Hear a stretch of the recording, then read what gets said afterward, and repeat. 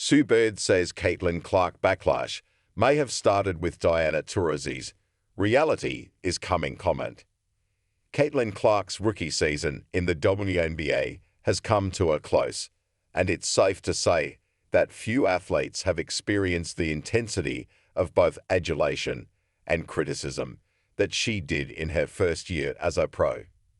Former Uconn star and WNBA legend Sue Bird spoke about Clark and the various narratives that have emerged surrounding her on both social and traditional media on her podcast, A Touch More, with partner Megan Rapinoe.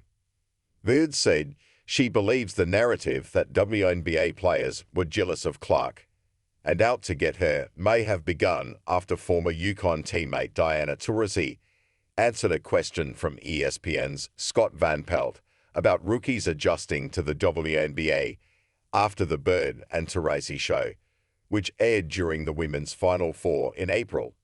"Look, SVP, reality is coming," Taurasi said back in April.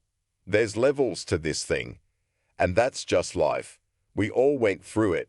You look superhuman playing against 18-year-olds, but you're going to come with some grown women that have been playing professional basketball for a long time. Not saying that it's not going to translate, because when you're great at what you do, you're just going to get better. But there is going to be a transition period where you're just going to have to give yourself grace as a rookie, and it might take a little bit longer for some people." Bird said she believes that after Taurasi's comments went viral, it opened the door for narratives to be created and hateful comments to begin being spewed. Once Diana's comments went viral, it led to the Twitter trolls and bots taking over, and what started there was this narrative of petty, jealous players hating on Caitlin. That's really what happened. That's where it started. That we must just dislike her, that we look at her side-eyed, that we don't want her to come into the WNBA, and that we're hating on her. So we're petty and we're jealous. And from there, when we get to the WNBA season, this is already implanted in people's heads. It already exists, Bird said.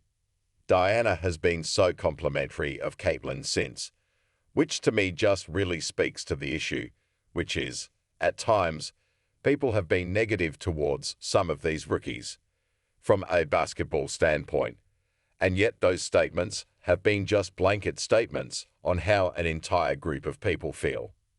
Bird said she believes a faction of fans began to criticize WNBA players for targeting Clark and trying to intimidate her.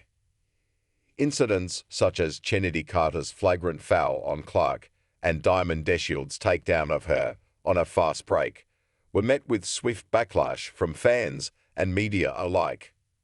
Bird, however, disagrees with the notion that players were targeting Clark. "Not at any point did I think anybody was playing dirty. Not at any point did I think Caitlin was targeted," Bird said. "What happened was, these petty, jealousy narratives that got formed. Then when the season started and people saw people blocking Caitlin's shot or picking her up full court, it then became, oh, they're targeting her. They're trying to hurt her. I cannot stress enough how insulting that is. When I came into the league, I had a really good college career. I was on the scouting report, and everyone was picking me up full court. Everyone was playing me physical, and they were basically testing me out. Because you know what happens. If you don't handle it, they're going to keep doing it. Because that is how you stop great players. When people are up in arms about Caitlin being picked up full court, well, yeah, you have to. Because if you don't, she's going to drop 35 on you. It's called smart defense. But again, what happened was all these narratives got birthed through Twitter trolls. And then you had media members who don't usually cover our league step into the space because Caitlin and Angel, Reese, and the rookie class brought a lot of new attention. They're now in this space. And I don't know if they're only reading Twitter. I don't know what their research was like. The way it came across was they did none. And they were just listening to all the narratives. You can listen to the full episode at Touch More here or on various podcast streaming platforms.